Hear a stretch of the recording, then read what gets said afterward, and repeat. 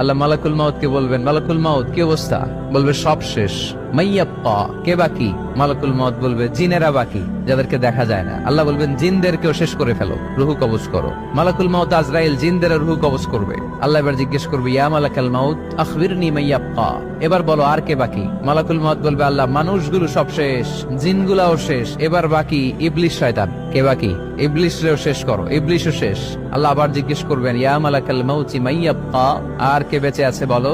মালাকুল মাউত বলবে, আল্লাহ আপনার কথা অনুযায়ী পৃথিবীর সব মানুষের রুহু কবজ করলাম, সব জিনদের রুহু কবজ করলাম, ইবলিসের রুহু কবজ করলাম, এখন আছে শুধু ফেরেশতা। আছে কারা? যাও ফেরেশতাদের রুহু কবজ করো। ফেরেশতাদের রুহু কবজ হয়ে যাবে। এবার আল্লাহ জিজ্ঞেস করবেন, ইয়া মালাকাল মাউত আখবিরনি মাইয়াব্বা।